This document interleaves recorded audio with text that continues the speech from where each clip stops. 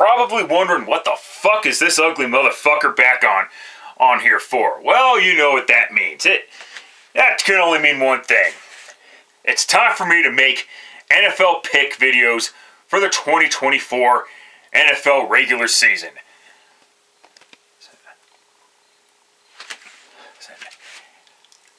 Yes, I am still alive, shockingly enough.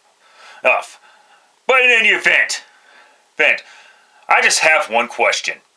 What the fuck happened to spring and summer? That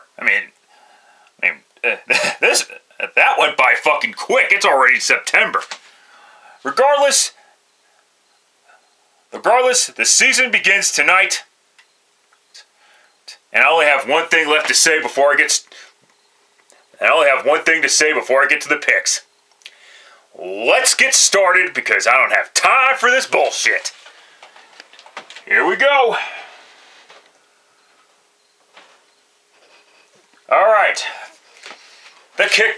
Kicking off week 1. Ravens going on the road to take on the back-to-back Super Bowl champion Kansas City Chiefs. That's right. The Kansas City Chiefs are back-to-back Super Bowl champions for the first time since 2003 and 2004. And the Chiefs are now looking to become the first team in the Super Bowl era to win 3 consecutive Super Bowl championships. Can they do it is the question. Other teams have tried. And I know technically the Packers were the last team to three-peat as league champions, but the Super Bowl era began in 1966. As far as tonight's game goes, yes, the Ravens have made some moves during the offseason, but every team makes moves during the offseason, and for some teams it works, and for some teams it doesn't work. Regardless of the situation, go ahead. I understand that the Chiefs lost their home opener last year against the Lions of all teams, but I don't see that happening two seasons in a row. It wouldn't shock me either, because the NFL is funny like that, but go ahead and take the Kansas City Chiefs to defeat the Ravens. Next up, a Friday night special game in Brazil In Brazil, that's right, the first NFL game in Brazil, regular season that is. And it features the Green Bay Packers as the designated road team and the Philadelphia Eagles as the home team. Now, the Packers just got done paying Jordan Love for basically playing a great second half of football. And let's not get things twisted. Jordan Love did improve as the season went along. But regardless of that, there were still issues with Jordan Love, and in my opinion, paying Jordan Love the contract that he ended up getting a year too early may be a mistake. Yes, it's just what the market is worth, and you'd have to pay more. You'd have to pay him even more if he has that kind of season again in 2025. This season, you know what I mean. During the offseason of 2025. So I get that part. And then you got the Philadelphia Eagles, who have made quite a few changes in the coaching staff. No, not Nick Sirianni. He's still the head coach. Although, quite frankly, he's in my opinion, he's on borrowed time after the collapse that the Eagles have had last year. But they have a new offensive coordinator and a new defensive coordinator. And this is Kellen Moore's last chance as an offensive coordinator to prove that he should be a head that he's a legitimate head coaching candidate. Because he didn't necessarily have a great career with the Cowboys with Dak Prescott, and then he had to deal with overrated Justin Herbert. But now he's dealing with Jalen Hurts. I'm not sure. I'm not sure if his offense will fit Jalen Hurts very well, regardless of the situation. And then on defense, you have Vic Fangio. So they upgraded at the defensive coordinator position. Though I will say this will be Vic Fangio's last chance as well, because let's be honest about it, he did. Not many players got along with him when he was the head coach of the Denver Broncos, which is unfortunate. And apparently players didn't necessarily click with Fangio's scheme with the Miami Dolphins. But regardless of the situation, I do believe that they upgraded in both departments, offensively and defensively. But we'll wait and see how the season rolls out. And this Packers team is on the rise as far as I'm concerned, but I do think the Philadelphia Eagles bounce back in 2024, and Week 1 will be the perfect chance to prove that. And I'm taking the Philadelphia Eagles to defeat the Green Bay Packers. Moving on quickly. All right, on to the official Sunday games. Okay, let's go. Panthers going on the road to take on the New Orleans Saints. The Panthers have a new coach in Dave Canellis. We'll see if he's the answer to Bryce Young's problems, because he fucking struggled last year, receivers or not. He did not play well. Well, and there were a lot of fucking factors that got involved, that were involved in that. For starters, the owner is a fucking meddling piece of shit.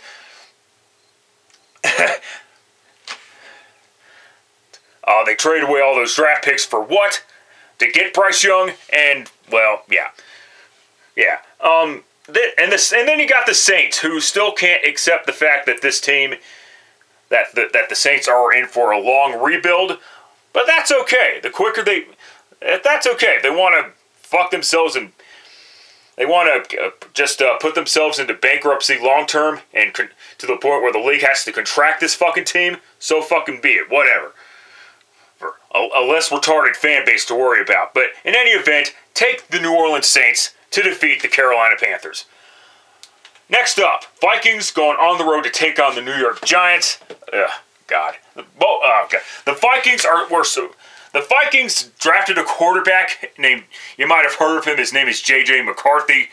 He actually did okay in the game against the preseason game against the Raiders before he ended up getting injured in his meniscus and done for the season.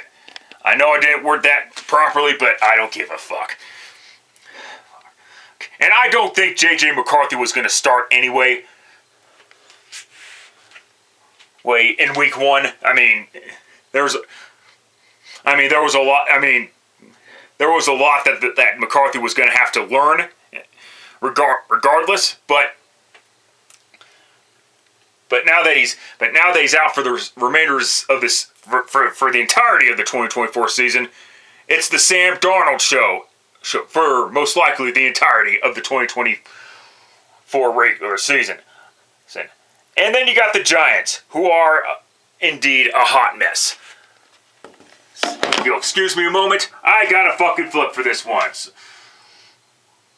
Sorry, I just got this new pod thingy, and it actually landed on my fucking hand, and it landed heads, which I find interesting. It landed heads, but go ahead and take the Giants, because I'm not necessarily convinced that the Vikings are going to be good, but to be honest with you, I don't really care too much about this game.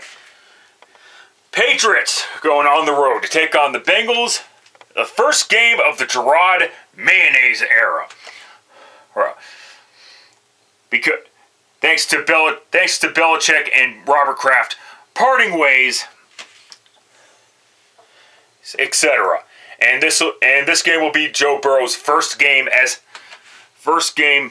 back since since he mysteriously had a bunch of ligaments torn in his wrist. Most likely during practice or the previous game before that Thursday night game against the Ravens. Gerard Mayo and whoever the GM they have a lot of fucking work to do with this fucking team, with this fucking Patriots team. And they did draft a quarterback in Drake May, but Jacoby Brissett's going to be the starting quarterback for this team, and I'm not convinced he'll be the starter for the entirety of the 2024 season. We will see Drake May in at quarterback at some point. But as far as this game goes, Bengals. End of story. Moving the fuck on quickly. Let's go. I said moving along quickly. Thank you. Steelers going on the road to take on the Atlanta Falcons. In case you didn't know, the Atlanta Falcons signed Kirk Cousins to a semi-long-term deal, and drafted a quarterback like a month later in Michael Penix. Why the Falcons would do such shit like that, I have no fucking clue. I understand the excuses beyond it. So spare me your retarded comments, please. But I'm not fucking buying it. For one thing, it's either you draft a quarterback or you sign Kirk Cousins. You don't do both in this case. And the Falcons' defense still has holes, but at least they won't have holes in the secondary. They have Jesse Bates on one side, and now they have Justin Simmons on the other side. Should be interesting to see Justin Simmons and how he performs with the Atlanta Falcons. Yes. I'm not sure the Falcons are an actual contender, and I think the Falcons are probably going to be the most overrated team of 2024.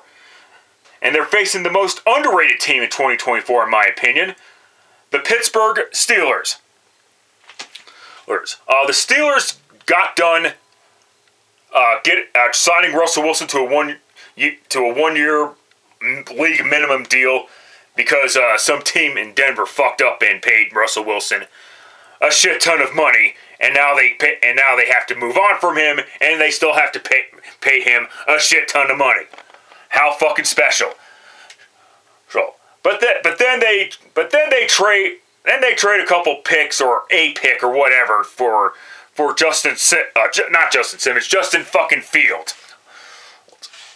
They could have had Cortland Sutton to go along with it, but the Broncos thought he was worth more than a third round pick. Per reports, I'm not buying it, but whatever. As far as this game goes, I gotta take the Pittsburgh Steelers to defeat the Atlanta Falcons. And I understand Mike Smith. I understand Arthur Smith is the new offensive coordinator, but that's the thing. He's just the offensive coordinator. He's not the head coach. And I'm not buying this hype of the Falcons, at least not yet. I will say this though, Kyle Pitts, put up or shut up for Kyle Pitts. Drake London, put up or shut up for Drake London. And okay, because the one compliment I will give Kirk Cousins, he likes to spread the ball around, sometimes to his detriment, and he ends up throwing to a receiver that drops it. That ends up dropping a pass because he's retarded or whatever the fuck.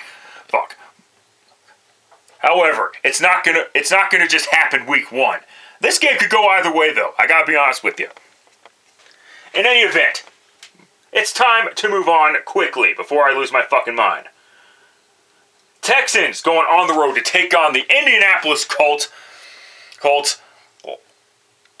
Last time these two teams met was the season finale of the 2023 season for both teams. With the Texans beating the Colts and ultimately clinching the AFC South.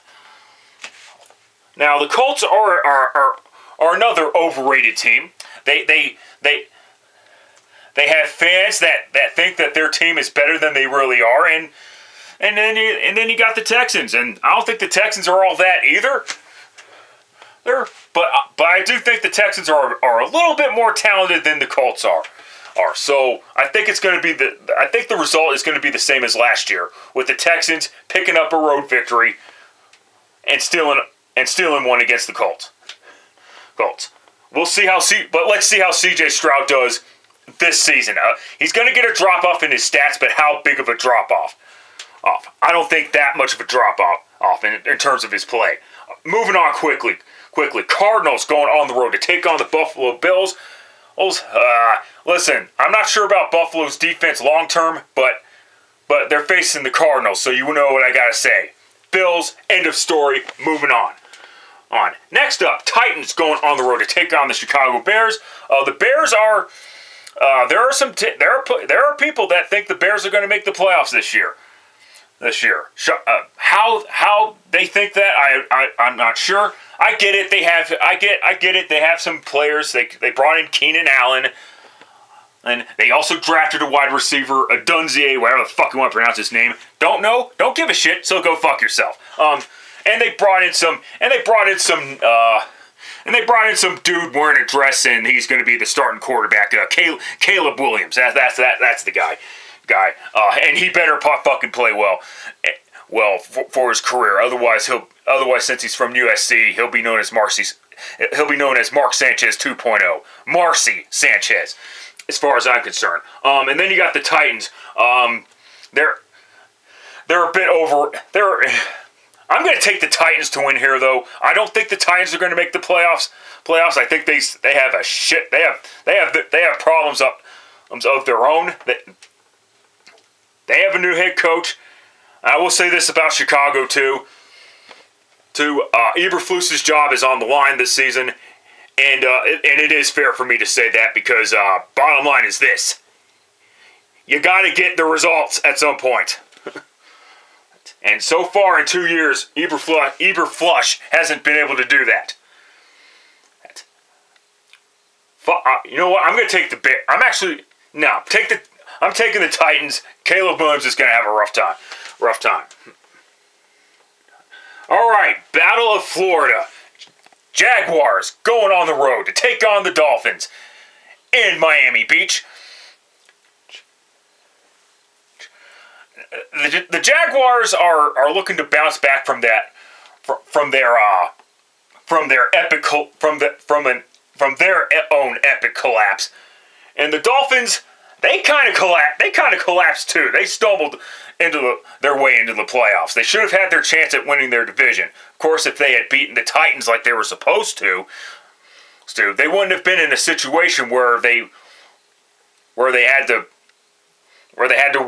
rely on winning their final game while they had key injuries. Before that against the Baltimore Ravens, and they got curb stomped badly. I understand the Dolphins are not the most physical team. It's all about speed for them.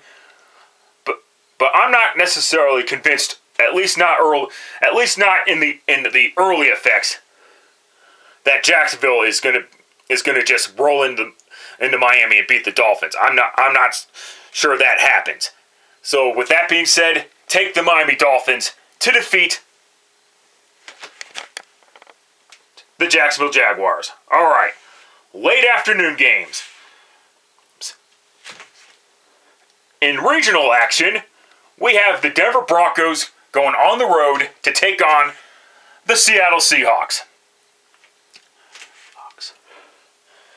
And the Broncos drafted a new quarterback. Some are already set, and some people on YouTube, in the media, etc., are already setting this quarterback up for failure by saying that Bo Nix is the next Drew Brees.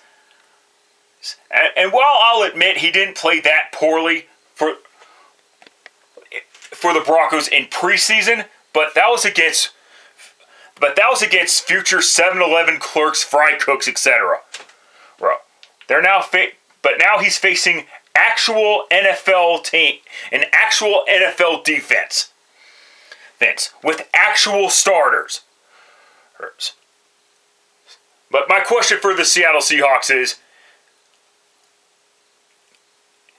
can they prove that Pete Carroll was the problem? First off, no, they can't. But can they play better than they did? But can they play better and actually win more games than they're expected to? Absolutely. And it starts week 1. I'm sorry. I'm not buying into this Bo Nix bullshit hype. And I will admit the Broncos' offensive line is not as bad as some people say it is, but I'm not going to say that they're a top 10 offensive line like a certain subjective website that likes to steal money from people are saying.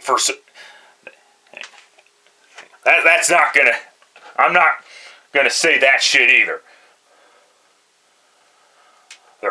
But with that being said,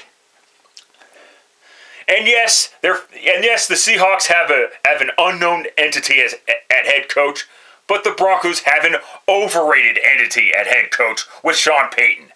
So with that being said, I'll just take the team with the better talent, which is the Seattle Seahawks.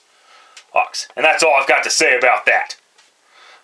Next up, in more regional action, AFC West showdown. Raiders going on the road to take on the Los Angeles Chargers of San Diego. And their new head coach, for the Chargers, is Jim Harbaugh, who just got done winning the national championship for Michigan. And of course, I think he's in trouble with all those sanctions and all. And I think Michigan's most likely getting some sanctions out because of what happened with the sign stealing and all that shit. But in any event,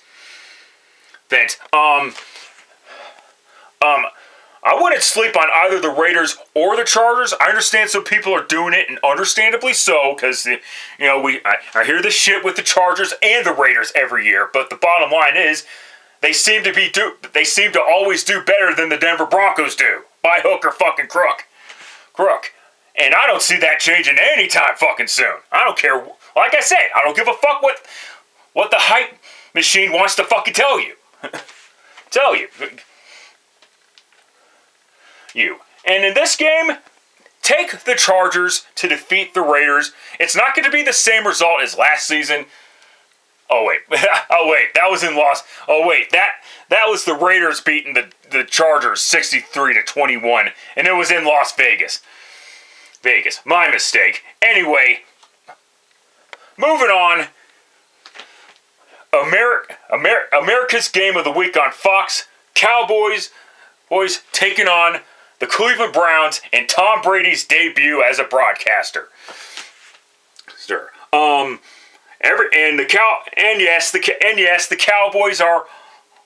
The Cowboys got criticized because Jerry Jones said that he was all in. I think what he meant to say was that if the Cowboys don't get past the divisional round, he'll be all in on a fucking rebuild for 2025. That's what Jerry Jones meant because and the Cowboys still, in my opinion, still have the talent to win at least 11 games. And then you got the Browns. Another team that people like to overrate. And listen, what the Browns did was nothing short of remarkable, especially Joe Flacco, to be specific. If this was 2024 though, when Joe Flacco pulled that crap, he would not have been eligible to be comeback player of the year like he was in 2023.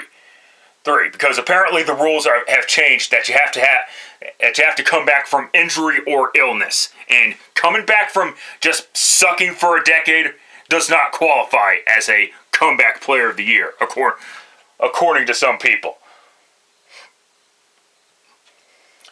But in any event, the Browns got their teeth kicked in by a Texans team led by a rookie quarterback. He's not a rookie anymore, but you get my point. And everybody's still overrating the shit out of this Browns defense for some reason. So my concern is Deshaun Watson. Can he fucking stay healthy for more than 6 games? I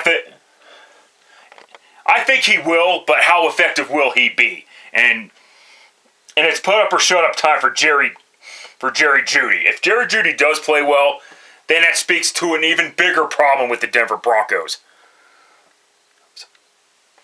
Not even drafted players want to play for this for the Broncos. But I'm not worried too much about that. I know some people have the Browns to win, and I understand the Cowboys are now America's meme. With that being said, take the Cowboys to defeat the Cleveland Browns. This one might bite me in the ass, but I don't give a shit. All right. Next up, Commanders taking on the Buccaneers in Tampa, Florida. And the Commanders drafted a quarterback. Weird, a lot of pretenders drafting quarterbacks in the first round. Very, very fucking interesting on that. Yeah, I'm taking the Buccaneers. I'm not going to take too long in this video on this fucking topic because the Commanders the Commanders don't have a fucking clue on what they're fucking doing right now. They have an air raid offensive coordinator in Cliff Queensbury, and that's all I've got to fucking say about that. So yeah, take the Buccaneers with Todd Bowles being the head coach, the snow globe drinker, as far as I like to call him. Well, all right, Sunday night football. Rams taking on the Lions. Rematch of last year's wild card round. Excuse the fuck out of me. Yeah, the Rams lost Aaron Donald for forever. Unfortunately, they could try and replace a guy like him, but guys like that you just can't replace. It doesn't happen like that. And the Lions, they're trying to get better. At least they addressed some needs at defense, like corners, for example. They do need help in the secondary. They also need help at linebacker as well. But and maybe defensive line. Let's see how they get. Let's see if the talent that they do believe in can make some improvements. But it's all about the offense for the Lions. It's all about Jahmyr Gibbs. It's all about Montgomery at the running back position. It's all about Amon-Ra St. Brown, newly acquired receiver Tim Patrick, Jameson Williams, and their tight end Sam Laporta. For that reason alone, I'm going to go ahead and take the Detroit Lions to defeat the Rams. That Rams offense is awesome too, so I expect it to be a shootout, but I think the Lions pull away in the fourth quarter. And last up, on Monday Night Football, Jets going on the road to take on the San Francisco 49ers. Now, if you're like me and you switch from Xfinity to DirecTV, or if you just have DirecTV in general, or TNT Uverse, whatever the fuck, you're not gonna fucking see this game because Disney is once again up to their fucking shenanigans. They pulled that same shit last year with the fucking with fucking Spectrum, and now they're doing the same shit again. This time with DirecTV customers. A lot of college football fans were fucking pissed because of it, and not just college football fans, U.S. Tennis fans that wanted to watch the U.S. Open, etc. But let's talk about the game. Thank God I have NFL Network because I'll probably watch the replay on the NFL Network. But in any event, the Packers, the Jets will start year 2 of Aaron Rodgers. Let's hope it's a full season. Maybe, heck, let's just hope it's just 8 snaps for Aaron Rodgers this time around, as opposed to just 3. Or 2 or whatever the fuck. My concern is, Robert, if they don't make the playoffs this season, Robert Saleh and Joe Douglas, for that matter, both. Robert Saleh needs to go, period. If they want to get rid of Joe Douglas, they should. If they want to keep him, that's fine too. But Robert Saleh has to go if they don't get the job done.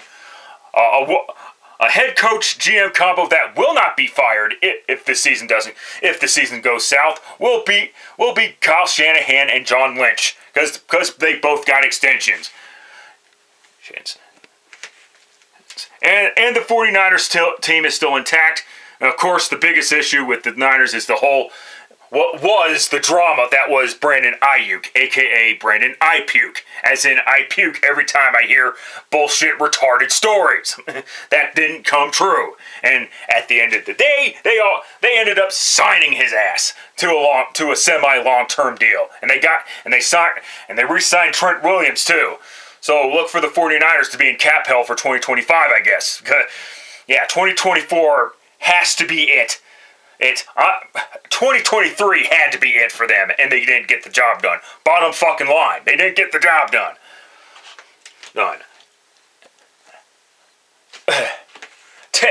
And because it's Robert Saleh versus Kyle Shanahan, Kyle Shanahan's a better coach than Robert Saleh. So, not to mention that the team itself is more talented than the Jets team. I do like what the Jets are doing, protecting Aaron Rodgers, etc. With that being said, take the San Francisco 49ers to defeat the New York Jets. My battery's about to die. My voice is about to go hoarse, and that's all I've got to fucking say about that. So, with that being said, thank you very much for enduring this video. Any pick changes I make will be in the description down below. Oh, that's it. That's all. Till next time, later, fuckers.